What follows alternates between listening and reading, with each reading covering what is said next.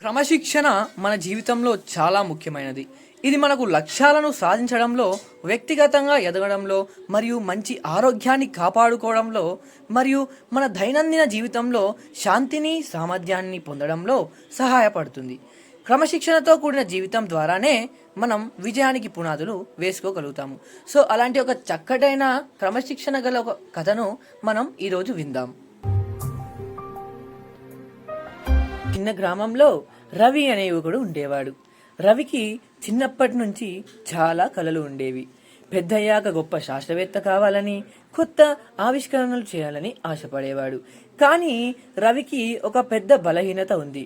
అదేంటయ్యా అంటే క్రమశిక్షణ లేకపోవడం. ఏ పని చేసినా మధ్యలోనే వదిలేసేవాడు. చదువులో కూడా అంతే. కొద్దిసేపు కష్టపడి చదివినా తర్వాత విసుగు వచ్చి ఆపేసేవాడు. రవి తల్లిదండ్రులు అతని భవిష్యత్తు గురించి చాలా ఆందోళన చెందుతున్నారు. ఒకరోజు రవి తాతగారు అతనితో కూర్చొని మాట్లాడారు. తాతగారు ఒక అనుభవజ్ఞుడైన రైతు. ఆయన జీవితంతో ఎన్నో కష్టాలను ఎదుర్కొని విజయం సాధించారు. రవి, నువ్వు చాలా తెలివైన వాడివి, నీకు చాలా సామర్థ్యం ఉందిరా, తాతగారు అన్నారు. కానీ నీకు క్రమశిక్షణ లేకపోవడం వల్ల నీ ప్రతిభ వృధా అవుతోంది.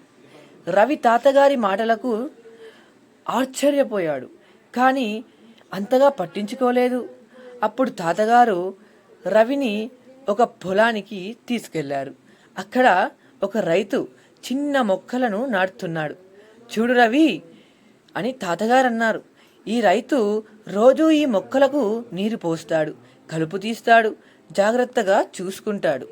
అతను ఈ పనిని క్రమం తప్పకుండా చేస్తాడు. దీనినే మనం క్రమశిక్షణ అంటాం.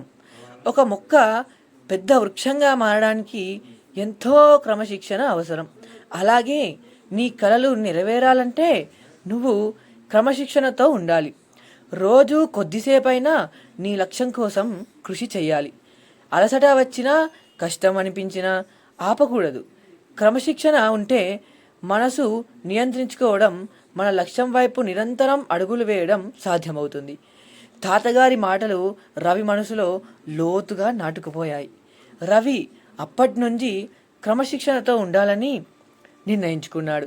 ప్రతిరోజు ఉదయాన్నే లేవడం, సమయానికి చదవడం, తన ప్రాజెక్టులపై దృష్టి పెట్టడం ప్రారంభించాడు. మొదట్లో కష్టం అనిపించినా తాతగారి మాటలు గుర్తువచ్చి ముందుకు సాగాడు. కొన్ని సంవత్సరాల తర్వాత రవి తన కలకు నిజం చేసుకున్నాడు. అతను ఒక గొప్ప శాస్త్రవేత్తగా మారాడు.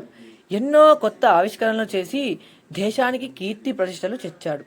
అతని విజయానికి కారణం అతని తెలివితేటలు మాత్రమే కాదు, ముఖ్యంగా అతను నేర్చుకున్న క్రమశిక్షణ.